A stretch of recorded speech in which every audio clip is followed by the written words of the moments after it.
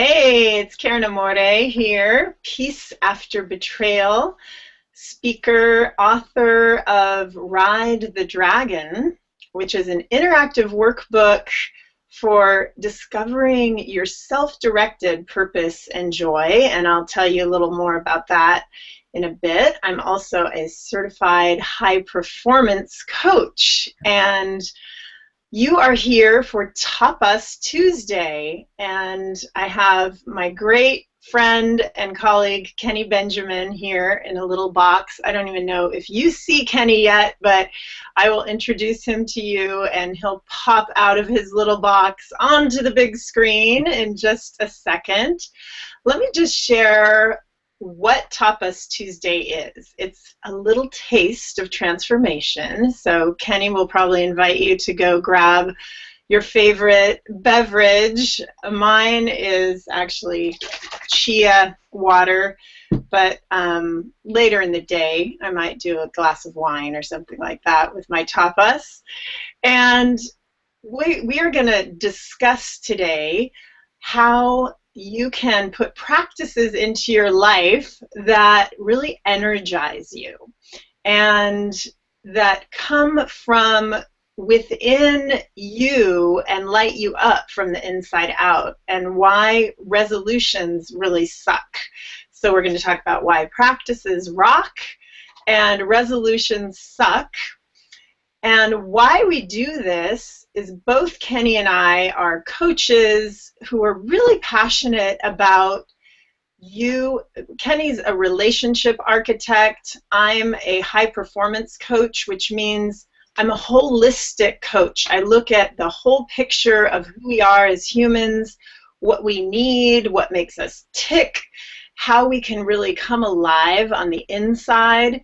And my story isn't the usual one. I actually confessed to having a second relationship in my life to my husband after we'd been married and we have kids.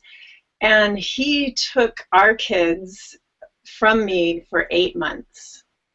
And whew, I always want to honor the pain that I experienced during that legal, emotional, financially, just absolutely devastating betrayal on all sides, and everything that it taught me. Like, I actually get teary now more about the lessons that that experience gave me, and how I've come to actually apply it to my whole life purpose. And now I've helped hundreds of men and women, individuals. My work is mostly individuals, sometimes in a group and sometimes business to business, but my primary work has been with individuals, helping them to sometimes come through huge challenges like I went through, and sometimes just to really get clear on what lights them up, and then create a whole lifestyle around their purpose and their joy. And so often it's not what they were taught was going to be it for them in their life. So that's just a mini synopsis of why I'm here and what I'm passionate about, and I'll let Kenny introduce himself and what he's passionate about working with his clients. And what we're going to do, how we're going to do this today, is we're going to have a discussion, and we're going to make suggestions for you to try at home. So this is all experiential learning. It's all an opportunity for you to definitely try these at home. Yesterday I saw the Peking acrobats with my son's 5th grade class. It was so awesome. And they, you know, practice and practice and practice, and they have this mastery over their bodies and their minds that is just amazing, amazing, amazing. And I would love to interview them and know if, you know, they chose this path or if it was imposed on them, but it was really an amazing show. And so again, I was reminded, you know, how much practice it takes, because they say, do not try this at home, kids. Well, Kids, you get to try all of this at home, and please do, because that's the point. So much common knowledge is not put into practice, and then you never get to the fun part. So we're going to encourage you to try everything at home. And I just want you to pause and imagine if just at the end of this 30 minutes together, the end of a 30-minute discussion, fun, lively interaction online that you're having from wherever you are, you could actually do one little practice, one very slight adjustment in what you're already doing in your life that would take you to a whole new perspective, that would energize your days, that would give you a sense at the end of the day when you hit the pillow that you are living your life's purpose. Just imagine that for a minute. And I encourage you to stick with us the whole 30 minutes to, there was a little pause. Stick with us the whole 30 minutes so that that might be possible for you. Okay, and turn off your distractions, anything that might beep or buzz at you, and take your attention away from really receiving what you are here to receive from this fun time we're going to have together. So now I want to turn it over to Kenny and let him introduce himself. Kenny, take it away. Hey, how are you? Good to be here. Thank you. I'm Kenny Benjamin, the relationship architect. Oh, excuse me. It's getting over a little cold. My work is all about relationship. I believe there are three fundamental relationships that we have in our lives that govern, that are the foundation of our existence. The first one, obviously, is our relationship with ourself. It's very important, key, and how all other relationships emanate from that. The second one is our relationship with others, our family, our friends, our colleagues, the people in the world. And the third one is the relationship that most of us don't really talk about or don't really understand as a relationship. But it's what I call the relationship with the forces that come at us, both good and bad. The forces of doubt, the force of fear, the force of joy, of happiness, all of the sort of emotional engagements we have in the world. These are relationships as well. And depending on how we want to be in relationship, the point is we get to choose how we want to be in relationship with these forces. We're taught as kids that, you know, this is who we are, it's inside of us, and so if you're unhappy as a kid, you think of yourself as an unhappy person. But the reality is that there are contexts, there are experiences that support your relationship to unhappiness in the way that it has power with you. And so my work is about shifting those relationships to the forces that come at you in ways that support what you want for your life, what you value, and the kind of life you want to be living. So that's what I do. I have a master's degree in marriage and family therapy. I practiced as a marriage and family therapist for a number of years, and now I work as a coach because I think the coaching model offers the opportunity for dramatic transformation and changes in ways that therapy often is held to sort of historical, cultural, rigid standards that I don't think always work for people. So that's a little overview of who I am and what I do. My website, as you can see, is kennybenjamin.com, and if you go to that right now, you can get a free handbook on relationship architecture, which is a framework I'm working under now that's helpful in terms of how to have a really dynamic, loving, and powerful relationship with the person in your life. So that's where I am. Karyn? Yes. Awesome, Kenny. Grab his book at therelationshiparchitect.com or kennybenjamin.com. kennybenjamin.com. Yes, kennybenjamin.com. Kenny and I, we are colleagues and we're also friends. And so I think we can really talk about why practices rock and resolutions suck, because we actually put into practice exactly this in our collegial relationship. We meet in cafes and we work in, you know, kind of go explore new places where we sit and talk. We found a really cool cafe this past week that we met, and Kenny, he is so awesome at navigating and finding these awesome places for us to go have our meetings in, and that is such a huge part of why resolutions suck, and practices rock, because resolutions, well, you know, Kenny and I, we were talking about this just before we hopped on live here with you. And so I'm going to let Kenny start off the conversation about why resolutions suck. Right. So the idea of resolutions, right? This idea that every year, generally at the beginning of the year, we make these new resolutions, as if January 1st has some mythical power to control our lives and to set up an agenda. It's just January 1st is no different than April 1st or March 1st, my daughter's birthday, by the way. They're no different, right? But so we start off with this culturally imposed idea that now is the time we're supposed to set up our agenda. Now is the time we're supposed to have the idea of everything we want to achieve in our life. And the problem with that is, most of us know this, all of us know this from the reality of living, is that life doesn't always match up with this sort of intellectual idea of the way it's supposed to be, right? Anybody who's over 30 knows that the life doesn't always go exactly as you planned it when you were 18 or when you were 20. And so resolutions can become this, excuse me, sorry, this horrible burden, this horrible weight that makes you feel inadequate or worthless or not good enough, you know, as opposed to practices which are the actions you take in support of what you want, in support of the values, in support of the life you want. So, for example, in this simple example Karyn expressed, you know, we meet in coffee shops. One of the things I love and have always loved is the idea of exploration, of finding new, cool little places to hang out in, because to me that feels meaningful. It makes me feel valuable. It makes me feel alive. It feeds one of my core values, which is curiosity.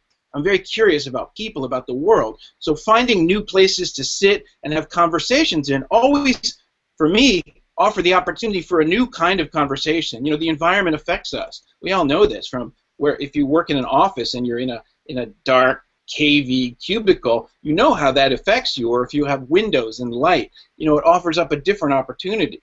So I think part of that value, again, this is all about knowing your values and then enacting them in the world, right? Practices are about enacting the things that matter to you. So if you know that you like I do, to explore and to find new places, and you then engage in the practice of research and exploration, and then here's the key, you bring in a friend, you socialize your practices, because we're social beings, and relationship, which is the core of what I value in my work, is all about connecting with others and sharing those things we value, and being witnessed, being seen, being heard, being understood, being appreciated. And so when Karyn and I we sat in this cafe the other day, had this mezzanine. It was this tiny little mezzanine. You walked up these small stairs, and then you were just sort of up above the world, but you had a window. I don't know, it had this kind of, for me, it had this kind of like beautiful 1920s Parisian quality to it. And it just made sort of the conversation, it energized the conversation in a way that's unique and special.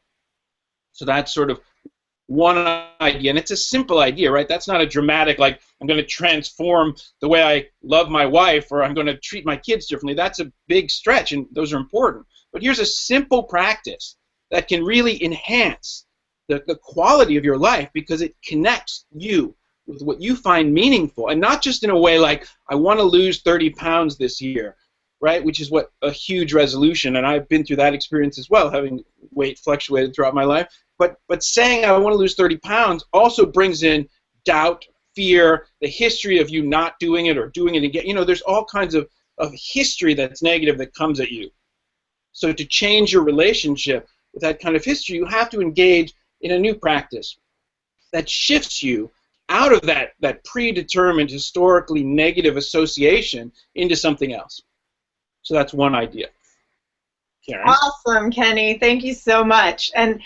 And that, again, is just a demonstration of why it's so important to start really small, because so often, I've set many, many resolutions, and then they just come back to bite me, because it's almost like you do a 360 and you end up right back where you started, because you put so much energy into doing it better and right and improving, and then you just find yourself like with whiplash right back where you started, feeling worse and not even having accomplished anything. So such a cliche, but it's like you said, common sense, right? We all know baby steps. We have to start with attainable goals and build on a foundation of an attainable goal so we feel empowered. Achievement empowers us. So if we start with something huge that we're almost inevitably going to fail at because it's just too much to start with.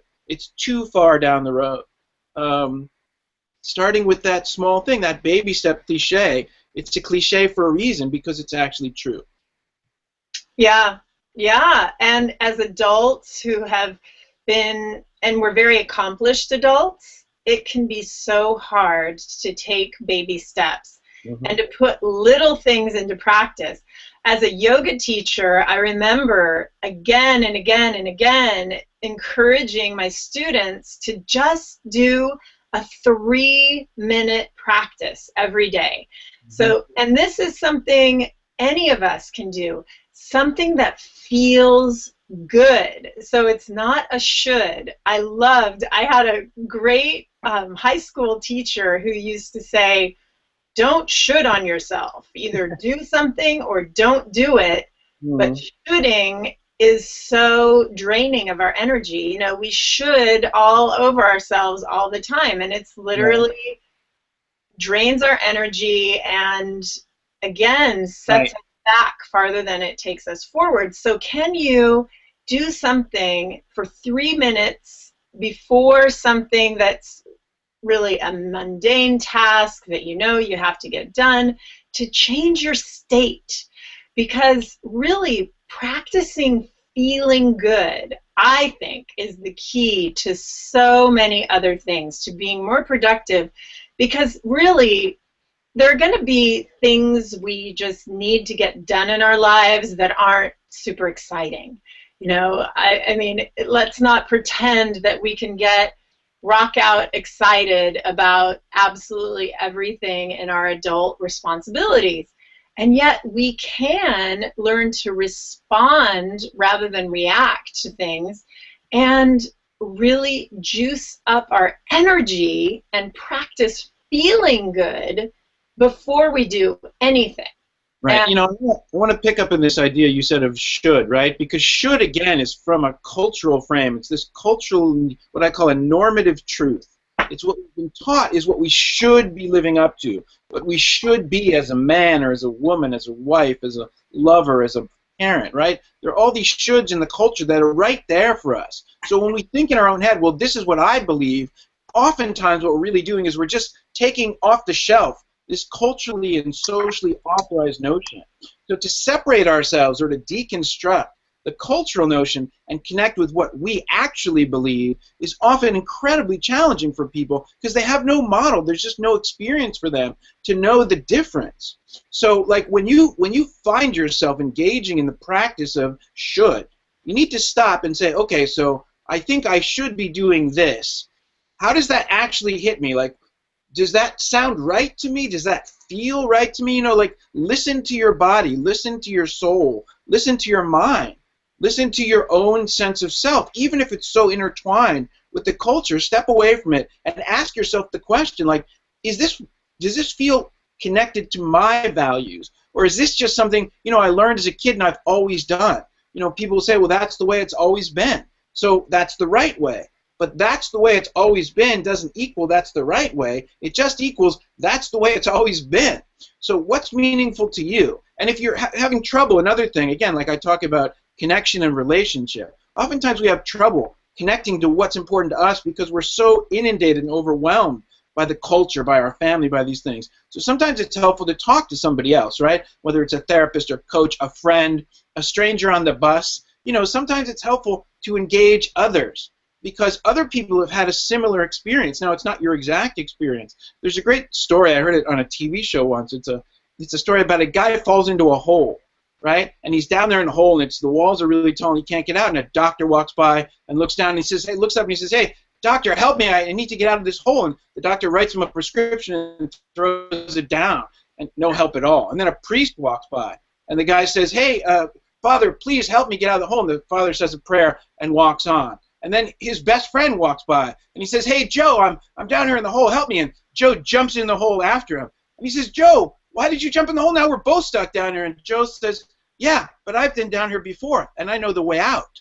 So the idea is that sometimes people can give us experience that's helpful to us. So we need to not just isolate ourselves, right? Identity with oneself, knowing oneself, often comes through the experience of others that we then take on and make sense of it, right? And having a friend or a colleague or, again, a coach, someone to talk to, is so helpful in trying to make sense of ourselves and not just accepting, right, what we've been told. So Yeah, speak out the thoughts of others, whether it's the Dalai Lama or, you know, your next door neighbor. There's lots of really good information in the world to be had. yes, and that actually, if you are the type of person where you like to do exercises, you can go ahead and download ridethedragon.biz is the sign-up sheet for my interactive workbook, and there are actually 5 chapters, and one of them is 5 days to a new you, and it's about resiliency, but really what resiliency is having these practices and getting to know yourself, getting to know who you really are. And so there are some fun, and they're short, they're simple, and you can put them into practice today. ridethedragon.biz is the sign-up sheet, and start to discover who you really are apart from all the things you were told. Because I know in my life, I grew up in a my parents and my grandparents, all my ancestry had a really specific story about what life is about and what you should do. And I didn't feel that that was really my way, but I also got punished if I didn't follow their way. So it was very confusing, it was very painful, and it's taken a lot of my adult life and working with coaches and working with mentors and developing communities and friendships where I can be me and where I can really get that kind of support for who I really am on the inside and not following all of the shoulds. Well, and that's an interesting thing, because we think, especially as we get to be older, 30, 40, 50, we think we're just supposed to know ourselves. So often without actually ever really exploring or asking ourselves questions to really understand the things that really matter to us. We just take for granted sort of the way we are. And I think oftentimes people, especially after 40, they feel somehow inadequate, or they think there's something wrong with them if they don't know who they are.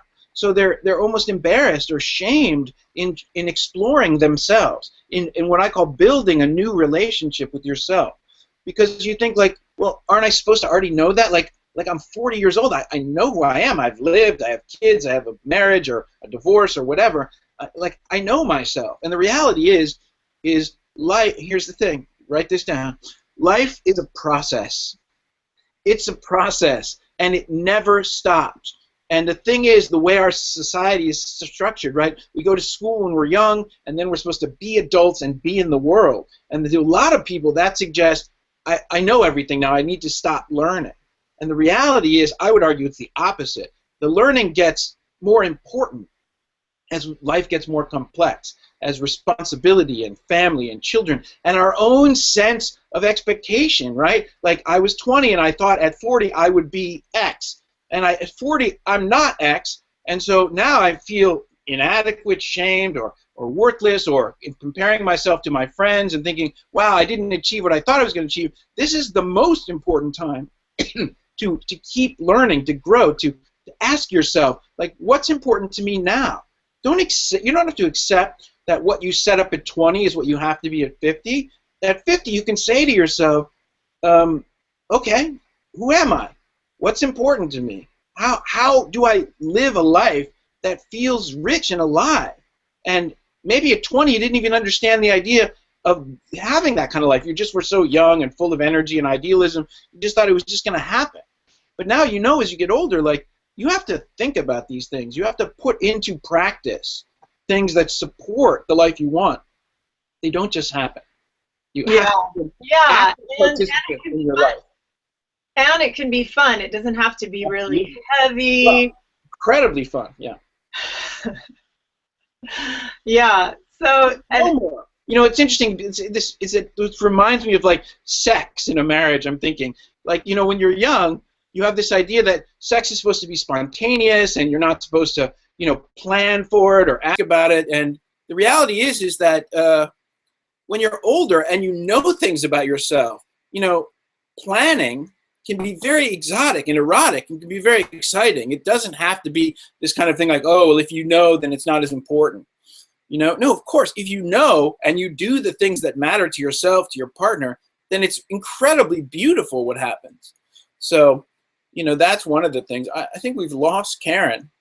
I don't see her on my screen anymore. Like, she just disappeared. And I don't know what that means because she's hosting this from her loft. So I'm going to keep talking as if we're still on because the thing says live, but I honestly don't know if we are. So if we're not and I'm just talking to myself, I've done it before, but if we're on, I'm going to bring up a new topic now. I want to talk about this idea of how we're in relationship to the forces in our life, right? So oftentimes people, especially after 40, people will say, well, you know, I have all this responsibility, I'm settled, like I can't change. I know that what I'm doing feels meaningless to me or it feels empty, but it's too risky. And, you know, I would say to you that the thing that most people, life is short, whether you're 20 or 40, you don't know when life is going to end. You don't know what's coming next. It's an illusion to think you do. So the idea is, how do you build a new relationship with the things that stop you so you can build a stronger relationship with the things that start you, right? So the idea is if your relationship to passion and to joy is not powerful, if it's in the background and your relationship to, let's say, fear or doubt or self-worth is privileged, has more power, then how do you shift those things? How do you move your relationship to fear and doubt? How do you, in my language, we call it deprivileging your relationship with fear and doubt and privileging your relationship to the things that you value, like passion, like joy, like energy, curiosity, love, connection, right? How do you re-engage in things that have gotten stale or stagnant, like a 20-year marriage? You know, every marriage, every relationship has an ebb and flow. It has a up and a down. It's, you know, an in and out, a sideways. And so oftentimes we think, well, okay, so this is just what it is. We've settled. Karyn, did you go away? yeah, my whole computer just crashed. That's so funny. I kept talking, and I told the audience I wasn't sure if we were still on or not, but I was going to keep talking anyway and assume we were. If not, I was just talking to myself. Awesome. Thank you, Kenny. See, but I was talking. So you're back. Example of why we need each other, because, you know, it would have just like disappeared if you hadn't been there. So amusing. Hey. But what I was talking about in the break or in your siesta was how that we can privilege the values like joy and happiness, the things we want in our life, and how we can build a relationship with them that gives them power by putting into play practices that support them, and deprivilege, as I say, or take the power away from things like fear and doubt, the things that stop us. I use the language of like privileging the things that start us, that light us up, and deprivileging the things that stop us and make us feel stuck and keep us from doing the things we want. So again, just to go back to the theme, this is all about practices, because intellectually we can have these conversations, but until we decide what I'm doing today, this thing I do every day does not support what I want, is not helpful. And so I need to stop doing that, and then what can I do? You know, what can I do to support the thing I want, the value, the relationship I want to have with passion or intimacy or connection? What practices can I put into play that support and nourish and build, in the language of relationship architecture, build the relationship to connection that allows it to make me come alive and not feel stuck or like, oh, I just have to accept or settle. I hate these words. because they're meaningless words. They're culturally imposed words. I have to settle. I've been married 20 years, and well, everybody settles into a, we're just friends, and the sex is not as hot anymore. And quite frankly, I just think that's bullshit. I don't know if I can use that word, but it's bullshit. It doesn't have to be that way. We've just accepted an idea that it's supposed to be that way. And so it's all about, again, changing our mindset and engaging in the practices that support what we want. And it's totally doable and totally possible. It's not a dream or a fantasy or, oh, well, you guys are trained, you can do that. Everybody can do this. Anybody can do it. I've seen people with no training at all change their practices and change their life, right? Yes, yes. So, Kenny, remind everybody again if they want to get in touch with you directly to continue the conversation, because well, right now my website currently just has an offer for my my relationship architecture guide, and if you put your email in that, I'll send you the guide, and then we can have an email conversation leading to a phone conversation about working with me, about workshops that I do, about building a relationship with yourself, with others, with the forces that come at you. And I would love to have a free relationship architecture strategy session with you to talk about the things that you want, the direction you want to go, and how to make it happen, how to put new practices in play that build the relationships you want and create the life that you want to be living. And everybody deserves that, and everybody can have that. It's not fantasy. It really isn't. Yes, and me too, at ridethedragon.biz. So if you go sign up for my free gift to you, which is a whole ebook, it has more about my story, what I've been through, more about how you can build these practices. So there's actually a practical chapter that you could start today. And there is also an invitation in Ride the Dragon to have a clarity session with me. So if you would like to just spend an hour, I set aside several hours of my work week every week to have these complimentary sessions. And there is no obligation on your part. We will look at your life. I will send you an optional questionnaire that will just shed light on where there are shoulds in your life and where they could become fun, energizing practices that really lift you up and have you wake up excited about your day and know how to shift your state so that you can go into those pesky, mundane tasks with a greater sense of joy. So you generate your own joy and you bring it to whatever you have to get done that day and learn all kinds of cool tricks like that. So if you would like to have a clarity session with me, go ahead and download ridethedragon.biz. You sign up, and then be sure that you download, and you'll get a link to my clarity session calendar. Sign up for one of those, and we will spend a whole hour looking at your life and little gentle but fun ways that you can put some practices in that will up your joy, up your sense of purpose, and you could even create a lifestyle you don't want a vacation from, because it's so fun every day to be you in your life.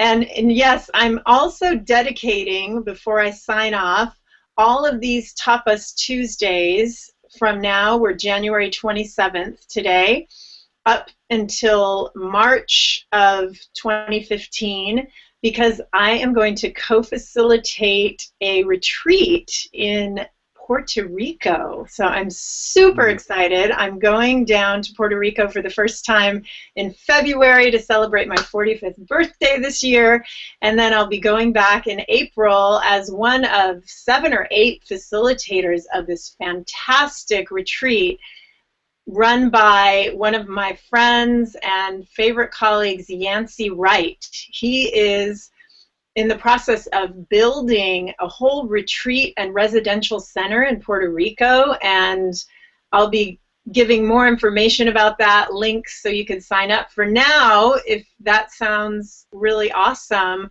just save the date, mark it on your calendar that you can join us in Puerto Rico April 11th through the 14th. So I'm super excited about that, and I would love, love, love to spend 3 nights and 4 days really diving into practices and renewing yourself so that you really have a lifestyle you don't need a vacation from. That's their ALTERNAVIDA tagline, and I just love it because that's basically what I've been up to since I quit my full-time job and have been a full-time entrepreneur, really creating a lifestyle of passion and purpose rather than the shoulds. So, all right. Thank you for joining us today. Kenny, any parting words from you before we sign off? The only thing I would say is remember, there's no such thing as a normal life. There's just your life. So make it the way you want it, because it goes quickly. And yes, enjoy. and we're here to support you in that. We are here. Absolutely. I'm going to be starting my podcast again soon. So Relationship Architecture Podcast coming soon. Look for it. Okay. Awesome. All right. Thank you so much for joining us. Go out and practice even smiling. I have a client who discovered how good he feels when he smiles more. So put a big smile on your face and have a great rest of your day. See you soon. Bye-bye.